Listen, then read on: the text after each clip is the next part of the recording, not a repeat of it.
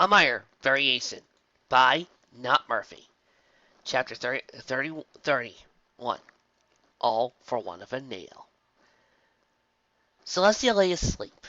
Luna stood, marveling at how peaceful the filly looked that way. And how much has changed in a single year that we find ourselves in opposite places. A smile crept across her face. A sudden burst of magic ended her reverie. In a corner, a dwarf apple tree, gift of the self-same clan, glowed softly, and a flower bloomed. Formed fruit, it ripened within the blink of an eye. Continuing to grow, it became translucent, glowing with a lavender light.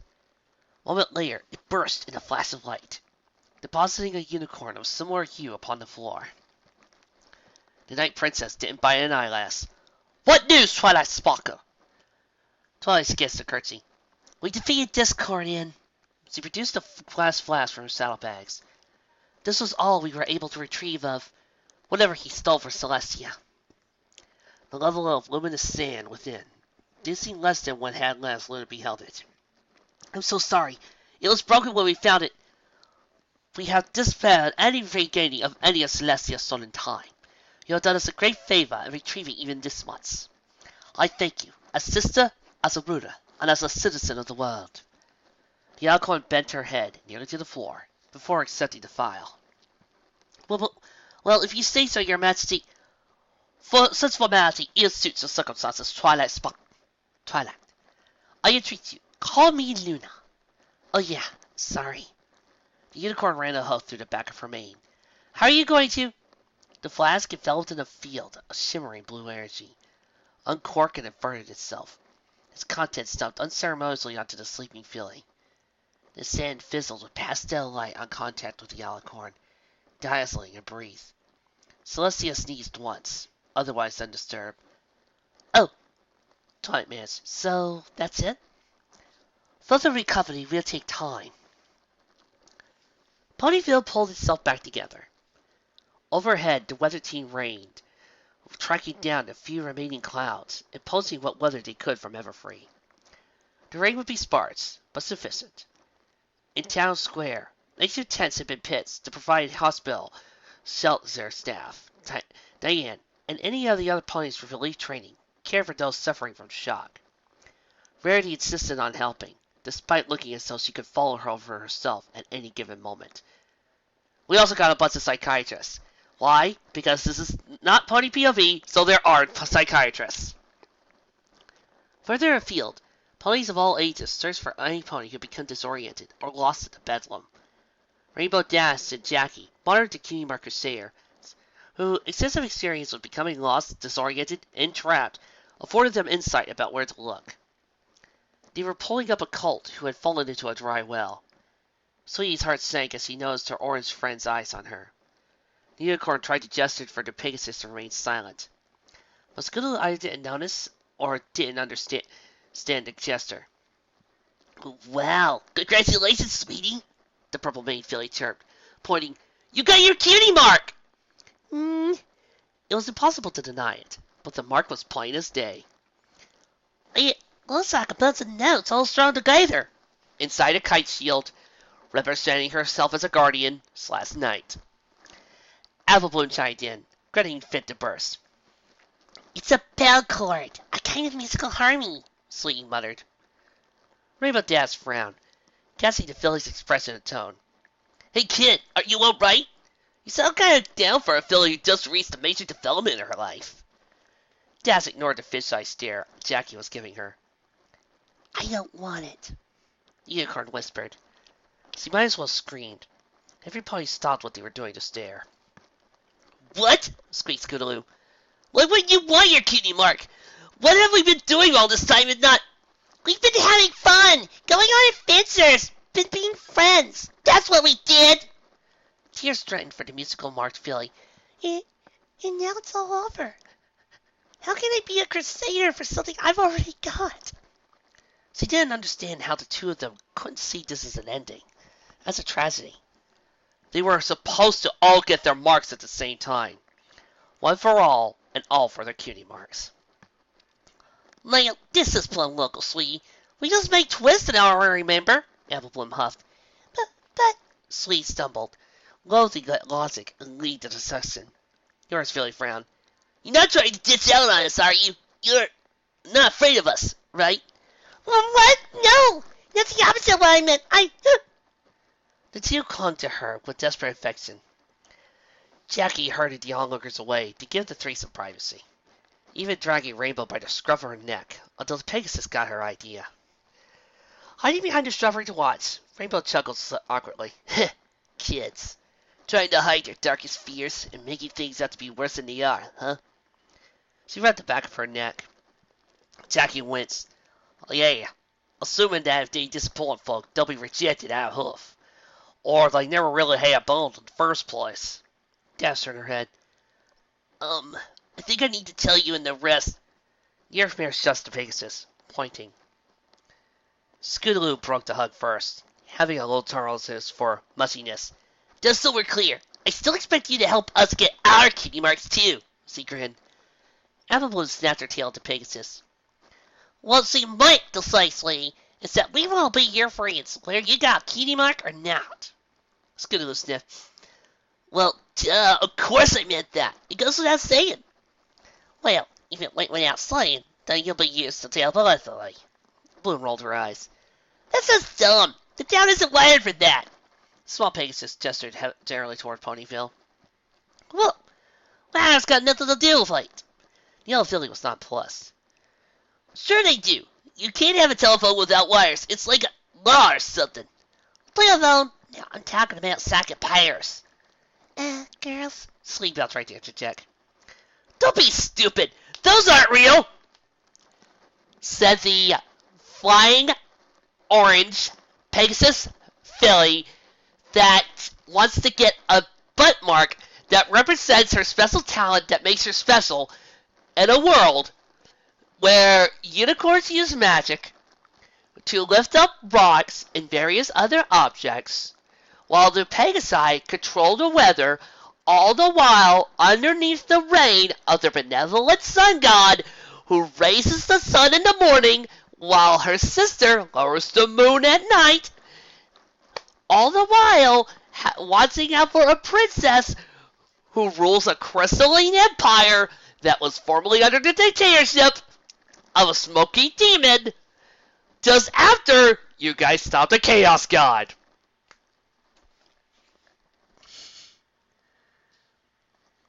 I know they ain't. That was my point! Apple Philly pushed back, their foreheads butting. Please see my previous point about not believing things like psychic powers. You know what? Scootaloo snarled. Wow! I can't even remember what we were arguing about. Apple Bloom fell over, causing Scootaloo to overbalance and knock into Sweetie, tumbling the trio into a pile. Moments later, they were giggling and coming up with plans for their next foray. A distance away, a blue Pegasus rubbed her chin. Well, that's a relief, but you know, that does give me an idea. Rainbow, Shug, if you get those two loons in your basement to build a socket telephone, I will personally book your half from here to Tartarus. Jackie's expression was far less serious in her tone. Oh, please. My place is bad enough without them, thank you very much. As the sun set, an adolescent white pony walked through the palace gardens, pausing before a rather inexplicable structure. Consisting of a mismatch of limbs, animal parts slapped together without consideration for symmetry or good taste, the figure held a large rock that appeared to be either clutching or presenting the boulder, depending on the viewer's angle. The mayor paused, imagining various explanations for the statue's attitude. Perhaps, what's that expression? Take a picture, it'll last longer, spoke a sardonic voice. Celestia shrugged. How long are you going to hold on to that burden? With a groan, the Chronicles set Tom down, pausing to regard his statue. Well, thanks for the break, I suppose, he snorted. I was not referring to the rock. Whatever. I have a few more ideas for this time. I was this close around. The Sun Princess nodded.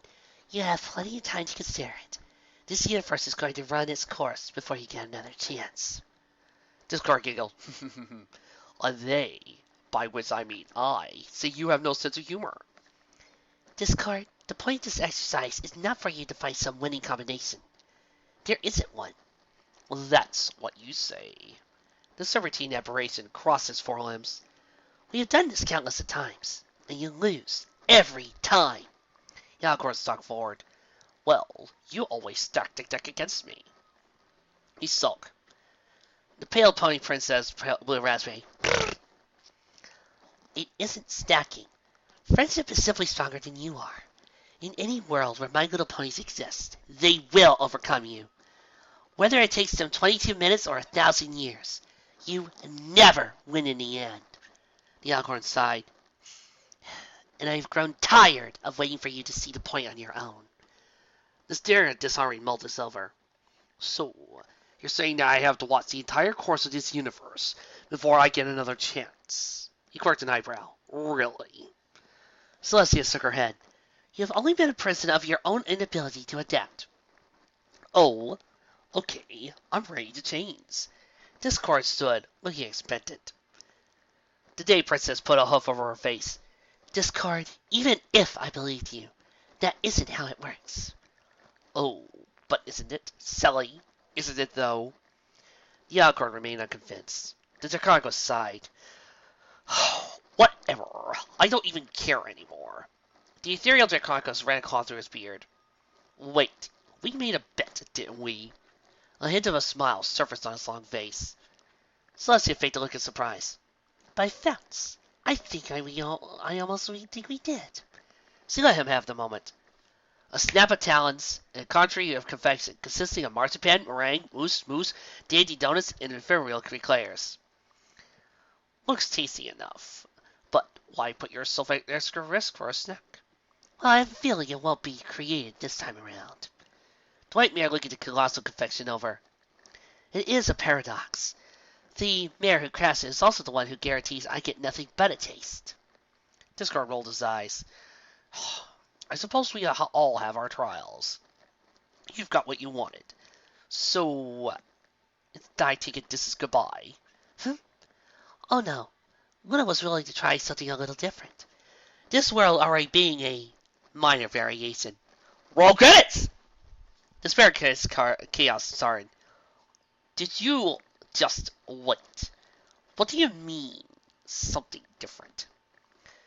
Celestia's horn glowed with a golden light. A moment later, Luna led a line of ponies into the yard. For the most part, they regarded the statue. But the second Alcorn and 6 mares at the front looked at the first occupants of the clearing. The spirit disarming slipped his shoulders. They're all going to talk, aren't they? Some ponies masked of sympathy. Twilight helped them write note cards, but her eyes twinkled. Jackie shuffled her hooves, reached for a note, and tossed it to the ground. I don't really need that, but I've been thinking about this all day. She straightened her brim of her hat. You have no power we didn't give you in the first place, Discord. In my case, I've become so accustomed to the idea of being an outsider that I couldn't even let myself believe there were ponies who wanted me around. The fact that I was afraid of losing means that at some level, I've realized that these really are my home, my friends, and my family. She looked at a group of earth ponies near the front of the gathering. Her smile, but genuine. Now that I've faced that, I can laugh at my own fears. Verity nudged Diane, who trotted forward. The pony cleared her throat. We are all creatures in many parts, and we may not like some aspects of ourselves. But it's only by acknowledging the existence of our true selves that we can evaluate who and what we are. In the end, we are both best and worst of ourselves. And we spend our entire lives discovering what that means. What I am, what I could be, having seen these things. Perhaps I could be kinder to myself, and in turn to others. Or how can we love in others what we do not accept in ourselves? Twilight finished rereading her note cards, forcing herself to set them down. The truth is that we rarely recognize the truth, and so easily become complacent to the lies we tell ourselves. She took a deep breath and sighed loudly. Sometimes, we have to have our noses rubbed in an unpleasant reality before we can even see it. She looked up, managing to catch both the statue and the apparition with a piercing glare. Honestly, I don't think I'm ever going to like you, but I can admit that my folly was my own making. It isn't enough to lie. Withholding the truth is its own form of dishonesty. Fluttershy sighed, getting to her hooves. I didn't learn anything at all, but I did discover something I had already learned before. If we want to be loyal to others, to serve our fellow pony, it is first necessary to treat oneself with respect and goodwill we wish to express and receive from others. I am obligated to take care of myself as I am to help others. Because how can I value them if I don't value myself? Rainbow looked up, rubbing the back of her mane. So, yeah, I guess every point pretty much addressed a lot of what I was thinking. But my real lesson here is that there is a difference between learning from the past and beating yourself up over it. Maybe we screwed up. Maybe there really wasn't anything we could have done. The blue pony shrugged, shaking her head. In the end, we have to live in a world that exists and keep moving forward. We can't hide from the past, but we also can't live there. To forgive is the gift for the future. And I guess I have to look at the present before I can do that for others. Rarity nodded. Ahem. Well said, Rainbow Dash. It is difficult for me to express weakness, to admit my doubts or feeling of helplessness. So bear with me if I appear to provocate. White Unicorn drew in a deep breath before continuing. There is no plan that has ever survived the field of battle. You must adapt or perish. Being well informed can be an advantage, but we cannot expect to know everything. A bit of perspective, a little distance, could be the most important thing. She chuckled, wincing. Before I begin rambling or lecturing, allow me to cut to the chase. Rarity tapped the forehoof out, pointing like a spear. Discord, spirit of chaos and disharmony. We release you from our aminosity. She shook her head. Frankly, hating you is a tedious waste of heresy and plays into your desire for, well, your namesake. Instead, I choose to believe that you are a sentient being, capable of making choices. As Jacqueline pointed out at length, true chaos has no loyalty to either good or evil. We choose to believe that there is something worthwhile within you, that you are someone worth redeeming, because there isn't one of us who couldn't do with a second chance. Celestia reached the hoof out to smack the phantom form of Spirit of Chaos, who was loudly producing snoring noises. Oh, what? Oh yeah, friendship is tragic, whatever. Have your little symbolic victories. Tell me all about how you're bloody but unbound, and then see yourselves out. Like you made a brushing muscle of his talents. Which is why the citizens of Ponyville have volunteered to perform the groundskeeping and other duties of upkeep upon this portion of the royal gardens, and to have weekly visits with the petrified spirit of disharmony. Very grinning. What? Asked Discord. What? Echoed Celestia. A most generous offer, Vanity. Perhaps you could have mentioned this previously. Linda Murs. Oh, is there a problem with our civic-minded jester? The White Unicorn batted her eyelashes. The Blue Unicorn weighed the idea. Nay, I see nothing wrong. Sister, what say you? The White Alicorn's eyes slid sideways to the Draconquest, his head shaking vigorously.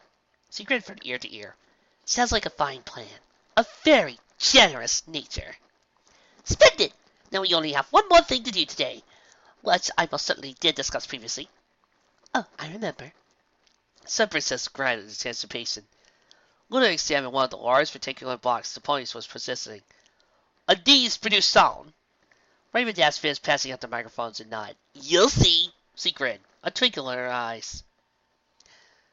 The spirit of disharmony eyed the instruments being set up. You wouldn't. You couldn't. You can't! Muttered their conquest. Can and will. Applejack grinned, holding the microphone. Stands were set up. Music and lyrics ceased to Syrian. The orange mare had on good authority from her family that Twilight could play the piano, but the Lavender Mare refused to have anything to do with a keyboard. While Final oversaw the hooking up of the audio system, Octavia ran hard on the assembled musicians. Eventually, everything was set up and ready as it could be. A 1, a 2, says it. A 1, 2, 3. Hi. Don't write yourself off yet. It's only in your head. You feel left out or looked down on. Just try your best. Try everything you can. And don't you worry what they tell themselves when you're away.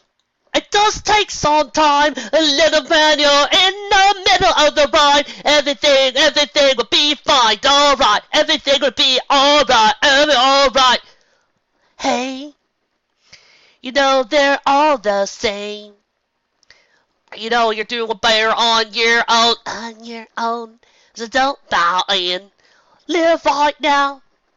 You just be yourself. It doesn't matter if it's good enough for someone else. It does take some time, and a little stallion, you're in the middle of the ride. Everything will be just fine, everything will be alright. It does take some time, a little man, you're in the middle of a ride. Everything will be fine, everything will be alright. Hey, don't you write yourself off yet? It's only in your head you feel left out, or looked down on. Just do your best to do everything you can. And don't you worry about what bitter hearts are gonna say. It does take some time. A little sound, you're in the middle of a ride. Everything will be just fine. Everything will be alright. It just takes some time. Little sound, you're in the middle of the ride. Everything will be just fine. Everything will be alright. One last song? You had to do one last song. Chapter 31. Ellipses. Fans of my show are dreading that word. Shining Armor shook her head. No, that I understand. But when has Blue Blood ever got anything meaningful right? He knew there was no changing her mind. She was strong and independent. This was one of the things he loved about Cadence. Okay, he loved everything about her, but who was counting? He says he found something up past Stalingrad. Honey, if there's any chance of finding... Cadence paused her packing to nuzzle her stallion for a moment. Honey, this is important to me. You understand that, right? Of course I do, he said. It's just that I don't want you to get your hopes up and be disappointed again. You couldn't even imagine what it'd be like if you showed up one day and Canterlot not only wasn't there, well, ever since it ever existed. I know, but I can't help it. She eyed her travel pack. It'll only be a couple of days. Then I'll be back, and we can start writing the invitations. Sonny caught himself drifting a goofy smile. Went with it. Yeah, you go have your adventure. I'll just slave away here, writing the names of 43rd cousins on envelopes. Oh, poor baby. Mi amore, Cadenza crooned, barely containing her laughter. Have you written to Twilight? She knew the answer from his guilty expression. Shining! You're still a dork! Sweetie, she's not going to have time to be your best mare if you don't let her know before Hoof. Unicorn buried his face in the pillows. I know! He rolled over, heels flying in the air. Heh, if I hadn't been there when your aunt came back to Equestria, I bet her friends wouldn't even know I existed. So you got 2 dolls while I'm gone, Kia's crooned. Write that letter to your sister. Captain Armor looked up, and work on relaxing a little. You are so unstrung. I can't help it. It just feels like we've been having it too easy lately. This would... He caught the bare hint of a frown on her muzzle. And that's not a bad thing. Okay, I'll work on relaxing a little. He got up to give her one last nuzzle before escorting Princess Cadenza to the train station. I love you. I love you too. Nothing will ever change that. Dot. Every night for more than 1,000 years, she had the same dream. Ivory stairs spiraling from utter blackness. Somewhere above, she knew there was a silver doorway. Every night she climbed the steps and never reached the gate. Not since he had made a most terrible mistake. In her heart, she knew it would be impossible to stop. Either trudge back down or throw herself off the sides. If she did so, the dream would never come again. Of that she was certain. Even if she were to simply try to fly up, her instincts told her that would violate the unspoken, unwritten rules of the dream. For a long time, it had been pride that driven her, giving her a sense of penance. Neither of those seemed correct any longer, and yet she would not give up the dream. The conviction that someday she would regain the Silver Gate. Dream on to a meditation. Understanding why she had a dream was almost as important as reaching the end. Nay, more important. Her sister accepted her. The ponies had welcomed her. She had friends once again. What was so important about a dream of climbing stairs now? Was he had everything she ever wanted. Desire. That was her weakness. She craved recognition and spurred the satisfaction of earning it, of being purposeful. And so she had lost all purpose, and lost something else. A sacred trust? She couldn't remember. In her dreams there was the ache of a lost memory. There was one last pony she needed forgiveness from. to be complete, to be able to move forward once again. So he searched the waking world for this pony, and never had a hint, never had any idea who it could be. Yet there was something more. She knew there was something better. Putting all the stars in the sky? Fool's play. They knew their business, and only the gentlest nudges was ever needed. Bringing on the night, a period of rest and renewal, it was her calling, her duty. Yet history spoke of a time when no alicorn had been needed to bring either sun or shade. Would have stopped. Was this all fruitless? Was she still punishing herself? If every pony else was willing to give her a second chance, perhaps she needed to forgive herself as well. Funny man, she said to herself and to No Pony. I still walked the next ton, and then it shone with a silver light, gentle as moonbeams, beautiful in simplicity. The gate of dreams stood open before the nightmare. There was so much to do, but she was ready, once again to take the reign as guardian of dreams, as she knew how to start. The pale yellow Pegasus touched down, looking around until a tailed stallion finally stepped out of the shadows. Another Pegasus. He sported a mane of pastel hues, pinks, and greens in a motley, cut to a race-chasing flat top. The mare tossed her head. For all that her own short pink hair didn't move, it still expressed her impatience. I didn't think you actually showed up! The stallion marveled, not quite meeting the mare's eyes. Some of us have better things to do with our energy than to waste it on grudges. He shook his head.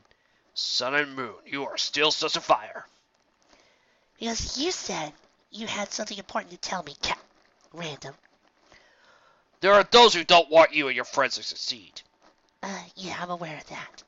The pink maned pony glared up. No, I don't mean individuals or a small group. There's a conspiracy. Searching for the dust of the fairy carrot caught. They can turn, buy, or intimidate any pony. They get in and twist the very heart of a pony. Their soldiers are faceless, able to blend into any crowd, like perfect shadows. The buttery yellow mare nodded. All right, you have my attention. Do you have any proof? The stallion grinned. They miscalculated. Assume our history meant I'd be up for betraying Equestria. Sprinkle swallowed. I've done a lot of things I'm not exactly proud of, but I'm no traitor. He began nosing into his saddlebags, producing photos, notebooks, memos, and diagrams. I suppose from your perspective, you really believe that. She slid the goggles over her eyes. Random paused. I can't possibly make up for Tartarus I put you kids through. But I am proud of what you accomplished, Fluttershy. Yellow Pony chuckled. I suppose you really believe that as well. Transparent green flame flickered around the pony's form as he stalked toward the elder Pegasus. I say it's a shame you didn't stick to the deal. But I'd be lying if I'm not going to enjoy this. No! No! No! No! Random Sprinkle screamed. For all he knew, that building was abandoned, and there was no pony in earshot. Twilight Sparkle watched all this from a corner, watching every scene play out. Beside her, Spike gave her a little nudge. You know, Twilight, this timeline doesn't seem so bad. I mean, there's Rarity, and everybody seems fine. I know, Spike. And I'm starting to see what this really is. I wonder if Sakura was wrong. That every timeline we've seen now is just another variation on another alternate universe. That maybe in each of those timelines there was a Bearers of the Elements, but we just never saw them. So you're going to back and change it? Yes, I'm going back to fix what Starlight Glimmer did. Are you worried? No. I'm starting to believe in multiverse theory now. Every time we've done something new, it's changed it. And despite the fact that every point is happening in this timeline, it's not my time. These are not my friends. Same spirits, same attitudes, but they are not mine. We need to go back. Okay, Twilight. I think I see the table from here. Let's go. And now, time for the review. This fic is just simply awesome. I know I say that a lot, but I really do enjoy this story. But I'm not going to lie and say that there are not some problems that I can find. To start off with, the grammar. I know you guys couldn't hear it from my readings, but the story had this tiny little tendency to forget to put in he said or she said, which, when you're reading this, kind of made the dialogue a little confusing, especially when there was only 3 people in the room and you had no idea who started up the conversation, who ended the conversation, or who came in and started talking about in the next room. This kind of interrupted the flow and confused me as a reader. It wasn't enough to really distract from the quality, but yes. Also, there's a subtle fact that this did feel like it was 3 stories rammed into one. I know it's supposed to be smaller chapters split into multiple parts, but it does have this feeling that it was going to be 3 stories instead. The problem is the way that they're mixed up now. I would say that it would be kind of hard to separate them, because if we did, then we would have what it amounts to is a small part of just a better story. It's kind of hard. You can't mix them, but you can't keep them. Also, I feel like the story did drag around the middle part, just a little. While there was plenty of opportunities to show us the differences, it did feel like the author was trying to ram everything he could from the first season into this small little part. Sometimes I wonder if you could cut out this the various season section and still have it, and just leave in small little bits about what happened with the CMC, and you would still have a genuine story. However, I feel like these are small problems within a greater whole for a much better fic. Because I quite frankly love everything else about it.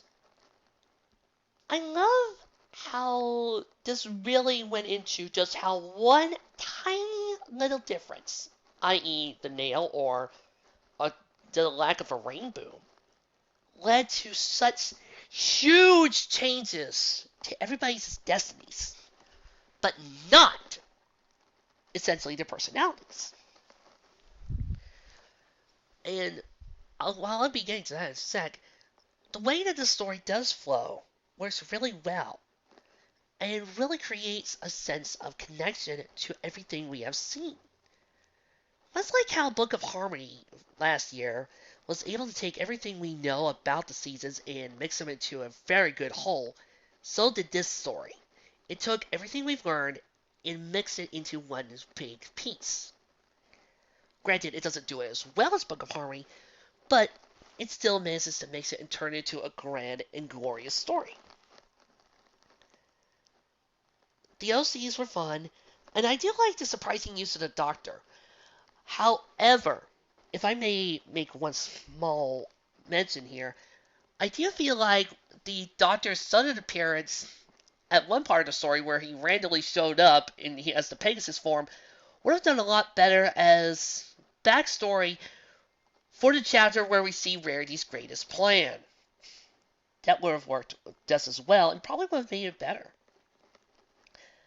Now, moving on to more of what I like about the characters, I like how we see each character and they're basic, but still manage to use their personalities to put themselves into their elements. Twilight, still being OC and paranoid, manages to be an excellent farmer in that she wants to help. Let's not forget, she's the type of girl who needs problems to solve. Even if there isn't a problem not to solve, she'll make one!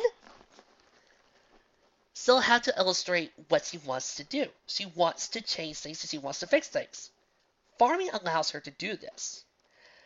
Rainbow Dash, being the type of mare who likes to protect and be there for others, of course, now without her speed or her skills, now wants to put that effort into something else. That being, finding a way to protect others. It's not too far-fetched to see that she puts her determination or creativity and talents towards something brand new, to create protective items, or does generally give her all to everybody else.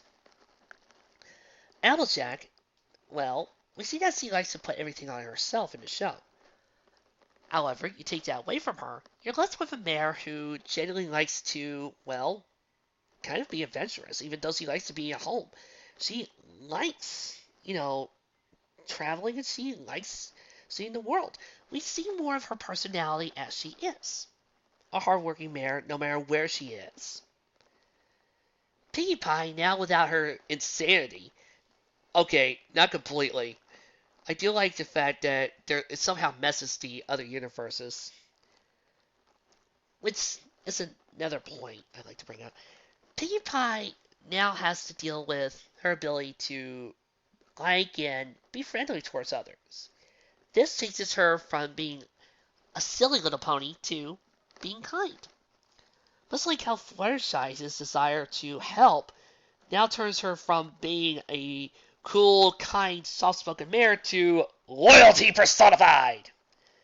And Rarity, who we see has her own special magical talents when it comes to creativity in certain episodes, now gets to put her own brand of OCD, her own brand of ladylike'ness to the test.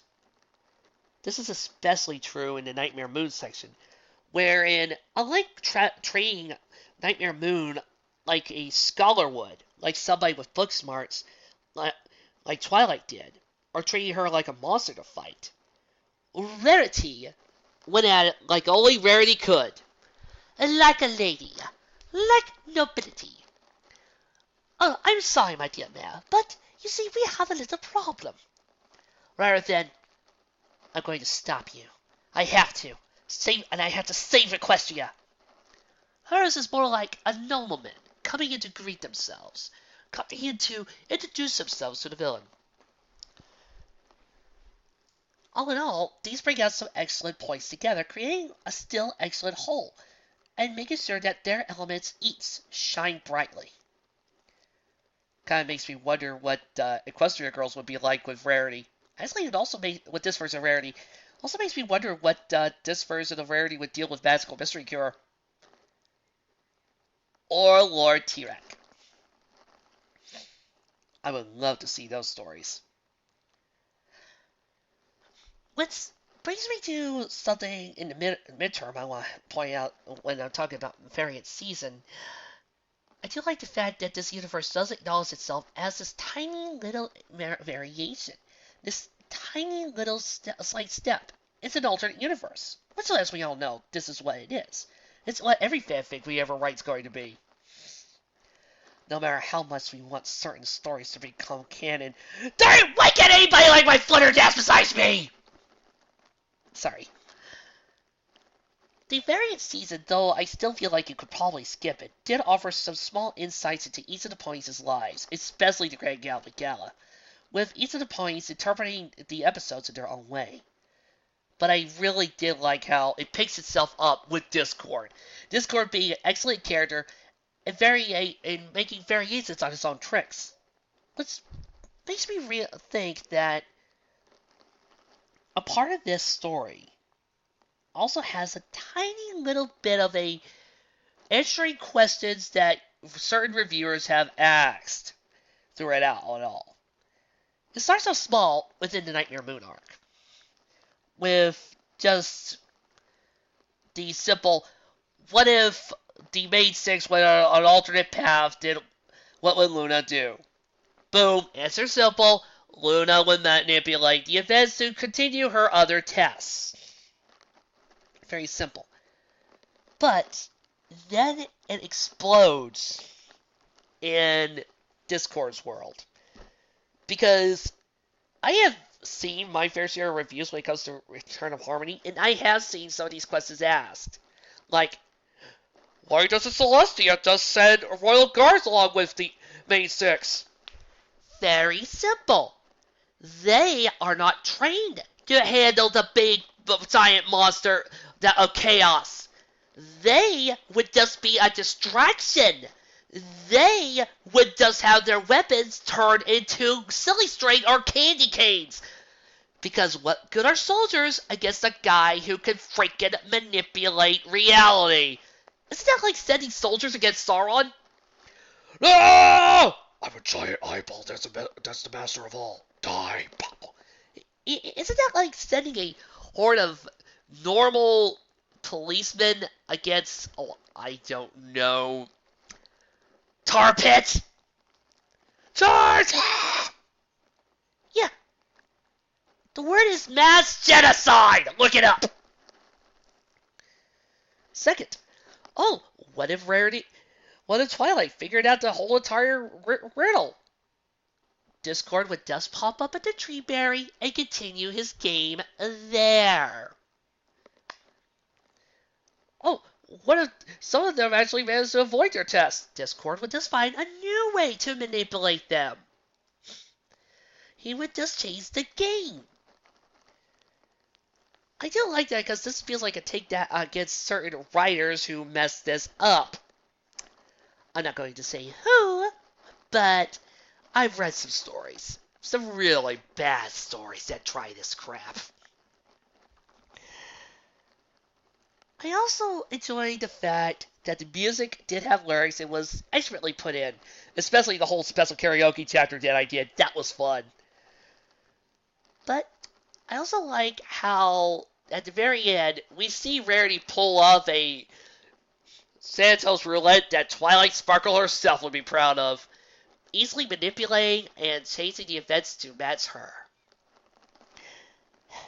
And now, the reason why I did all this, why I did this particular story today. When I saw the Animaniac for the San Diego Comic-Con last year, and I read a plot summary, I figured what we were going to get. And I told myself, if this does turn out like I thought it would, I was so going to do this story, for better or for worse, if it was good or not. And personally, I think it was awesome! I was going to do this. Why? Because I told myself, okay, you want to show your version of what happens without the Rainboom. Allow us to show ours. Because I also knew that they were going to have to pull off a miracle to try to make their versions of what happened at the Rainboom didn't happen into something that was completely different as opposed to what we deal with. And while I admit that they were different, the thing is, each one of those universes, I could bring out, give me 5 seconds on fanfiction, and I could bring out a really great fanfic that matches each one of those plots. Lunas? Night Never Ended. The Wasteland? You know, Fallout Equestria, my favorite fanfic of all time. The one where Sabra won? Yeah. Look up a Sabra wins fanfic. Chrysalis. Oh, hi, Cockring of Love. How you doing? You get my point? I wanted to show that we have our versions too. Now, this isn't trying to condemn our style or try to condemn them or try to say that they are canon, this is not. No. It's more like us showing that what we saw were just 5 little variations upon that theme. And how one little change can create so many altercations. Because it's like the title of this fic says. It's all just a little minor variation. Just one tiny little change and you create a whole new universe. You see, while I would love for us to see each one of those worlds and see each one of those glorious universes, I know we can't. Because each of those worlds that Twilight visited was a freaking two-parter in and of itself. It was a glorious 2-part story in on its own. And we just didn't have enough time to explore them. Who knows? Maybe in each of those worlds, they did have their own variant version of the main 6. Sans Lunas. But we just didn't have time to explore it. We didn't have time to see who those variant 6 were. All we had time for was just to go, boop! Oh, this is a world where Chrysalis won. This is a world where Nightmare Moon won. Boop! Okay, back to action. We just didn't have time within 44 minutes to explore each one in depth. But that's kind of the point. They were just worlds to give us more and more ideas. Ideas like we've done. Because again, we have done every single one of our versions. And each one of these is no more important, or better, or worse than the last. Each one of these worlds is special and right in their own way. The quality may be good or bad, depending on how you feel. But it's not important. I like what K-Cat said. Those alternate timelines gave us a chance to explore them and manage their own alternate verses. Much like every time we create a new fanfic, or we write a new story, we create our alternate universe. We create our own alternate universe reboot. Be it Cadence, Luna, or even Hasbro or Twilight the Terrible verses. Each one of them becomes unique in their own way. No more special or bad. They just are their own stories. Rife for continuations and variations on the same theme. And that is why I picked this story. To show that those 5 universes are just simply little fanfics on their own that the authors created for us to explore. And that the universes we have are just the same. That each of these are just a minor variation. Well, that was fun. Next month is February, so that means it's Hearts and Hooves. Oh, Mr. Martial Art for you, sir. Cadence, Your Majesty. What brings you here? I was, wondering, can I do the previews for the next few fics? I mean, Luna got to do hers all October, and I figured since it's February. Of course, Your Highness. Yay! Ahem. Next time on this show, we have Hearts and Hooves Day specials. Love is in the air, and lots of ponies are joined together. Well, 2 important couples, the author's favorite. First off, we have Rainbow Dash and Fluttershy getting together under a moonlight stance. Under a pale moonlight. See you there! This is gonna be a fun month. And even if you guys don't like romance fics, March, we're gonna have something very awesome with Dinky. I hope to see you there.